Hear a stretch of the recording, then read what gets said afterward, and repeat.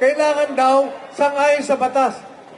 Kayo nga ang naging dahilan kung bakit nasa lawas ang kalye ang mga kababayan natin sapagkat hindi nyo ginagawa ang naaayon sa batas.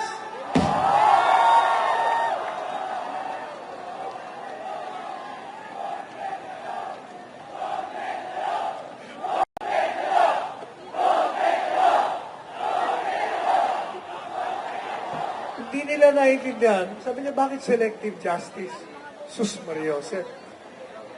Selective justice sapagkat ang inuusik nyo lamang ay ang mga kritiko ninyo, yung mga naglalabas ng korupsyon, siya ninyong pinakukulong. Kaya selective justice ang tawag doon. Bakit hindi nyo maintindihan? Napaka-tangier nyo naman.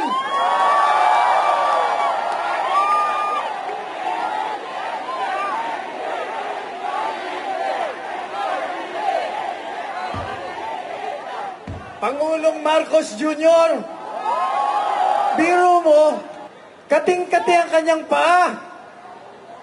Hindi mapigilan na pumunta sa ibang bansa habang ang bayan natin ay naghihirap, habang ang mga nasa General Santos ay humingi ng ayuda, hindi mabigyan ng katugunan ng kanilang pangangailangan, habang ang mga kababayan natin ay salat sa yaman, salat sa edukasyon, sa lahat ng bagay, nandun siya nagliliwaliw sa Canada. Anong uring presidente ka?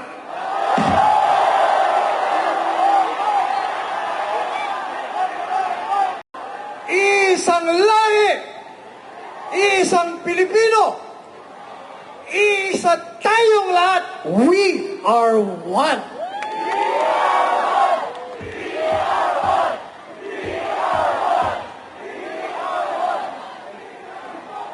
Kinakailangan pa ang kapatilang Iglesia ni Cristo ang manguna upang magising ang ating mga kababayan. Kinakailangan pa ang INC ang manguna upang tayo tumahak sa landas patungo hindi lamang sa espiritualidad, kung hindi upang tayo'y maging malayang totoo dito sa ating bansa. Kinakailangan pa ang INC at kinalimutan na tayo ng mga dating nakatayo rito sa entablado at sinasabing mahal nila ang bayan. Subalit sila ngayon ang naging mandarambog, magnanakaw ng pera ng bayan.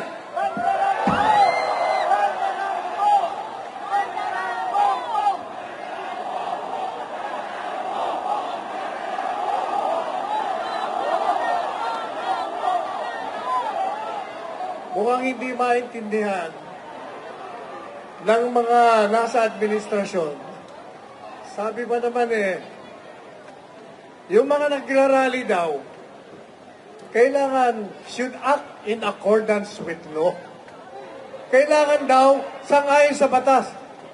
Kayo nga ang naging dahilan kung bakit nasa lawas ang kalye ang mga kababayan natin sapagkat hindi nyo ginagawa ang naaayon sa batas.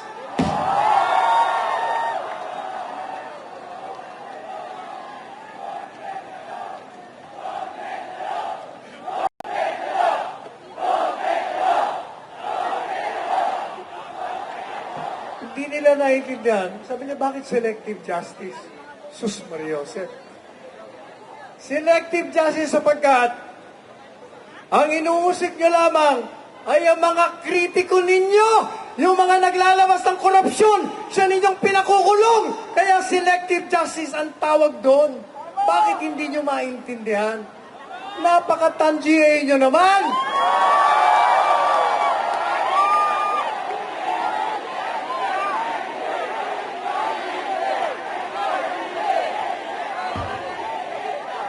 Pangulong Marcos Jr., biro mo, kating-kati ang kanyang paa. Hindi mapigilan na pumunta sa ibang bansa habang ang bayan natin ay naghihirap, habang ang mga nasa General Santos ay humingi ng ayuda, hindi mabigyan ng katugunan ng kanilang pangangailangan, habang ang mga kababayan natin ay salat sa yaman, salat sa edukasyon, sa lahat ng bagay, nandun siya nagliliwaliw sa Canada. Anong uring presidente ka?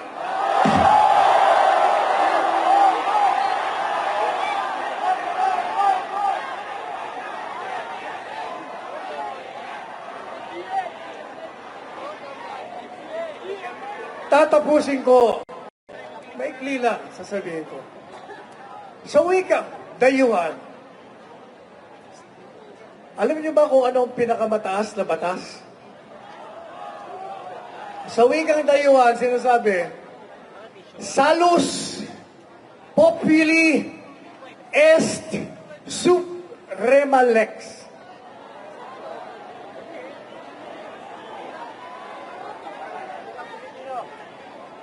Ang sinasabi sa wikang Pilipino, ang kapakanan ng taong bayan ang pinakamataas na batas.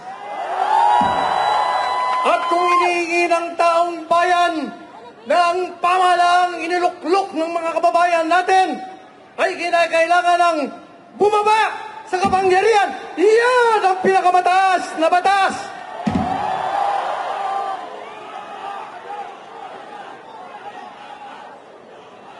Sila po ay inihalal natin. Sa ngayon sa saligang batas, isa lamang ang pangunahing layunin ng isang pamahalaan. Tayo ang lumikha ng pamahalaan. Ano ba ang layunin? Sa ating konstitusyon, nakalagay doon, the primary purpose of the government is to serve and to protect the people. Ang pangunahing layunin ng isang pamahalaan ay pagsilbihan at bigyan ng proteksyon ang mga sambayanang Pilipino na lumikha sa pamahalaan. Tayo ba ay pinagsisilbihan nila? Tayo ba ay binibigyan ng proteksyon? Sila ba ay nagkakamkam ng kayamanan natin? Sila ba ay nagpapahirap sa taong bayan? Sila ba ay lumaluwag sa batas? Hanggang ngayon, nalalasing sila sa kapangyarihan. Nagpapakasasa sila sa pawis ng mga kababayan natin. Nagliliwaliw. Alam po ninyo, sa aking pagtatapos, may naalala akong natutuhan ko sa UP College of Law. Alam niyo kung ano? Sa wikang dayuhan ang sabi ganito, for whom the gods wish to destroy, they first make mad. Ang mga tao, ang mga politiko, ang mga nasa kapangyarihan na gusto ng mga Diyos ng tadhana ay ibaon at ilibing sa lupa. Sila ay nilalasing muna sa kapangyarihan. Kaya, sapagkat sila nasa kalasingan ng kapangyarihan, ang mga Diyos ng tadhana ay ibabaon na sila.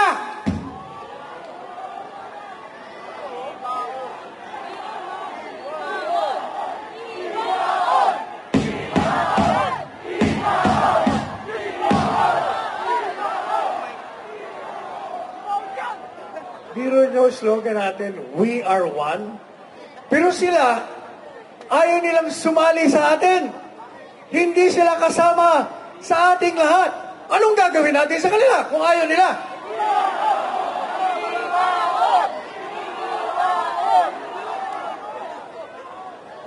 Kaya mga kababayan ko, marami pong salamat sa mga kapatiran ng Iglesia ni Cristo sapagkat itong kapatiran na ito ang nagpakita ng pagkakaisa. Yan ang panawagan nila mula sa pool. Magkaisa tayo. Hindi po pwede magkawatak-watak tayo. Subalit, pag ang mga nasa kapangyarihan inilagay natin sa kanilang mga posisyon, ay ayaw makipagkaisa, anong gagawin natin?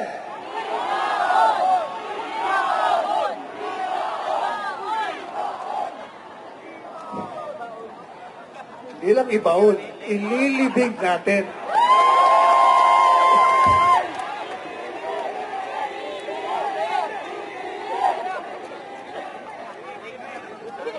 Kaya nananawagan po tayo sa mga nasa kapangyarihan ngayon. Akala nyo siguro ay mananatili kayo sa inyong mga kinaluluklukan. But let me tell you this, sasabihin ko na sa inyo, nabibilang na ang mga araw nyo! Nabibilang na ang mga araw ng pagnanakaw ninyo! Nabibilang na ang araw ng paglamag nyo sa batas! Darating ang panahon, yung ginagawa ninyo sa mga taong kritiko ninyo, ang mga pinakukulong nyo, kayo ang ipapasok sa bilangguan!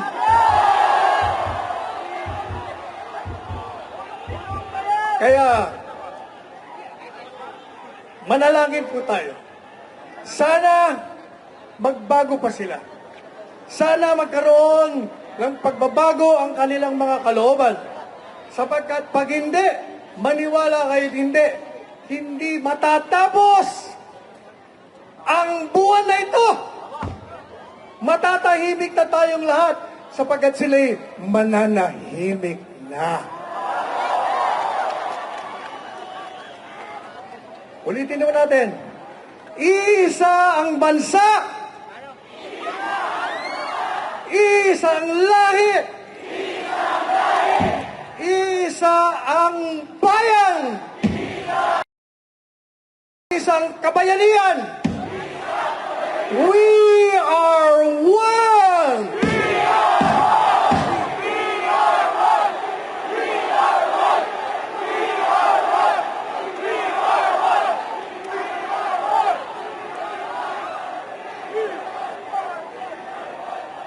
Bago ako umalis, bago ko makalimutan, kabuti ko pa pinapaabot ho ni Presidente Duterte ang kanyang mainit na pagmamahal sa kapatiran ng Iglesia ni Cristo at sa lahat ng mga kababayan na hanggang ngayon ay sumusuporta sa kanya.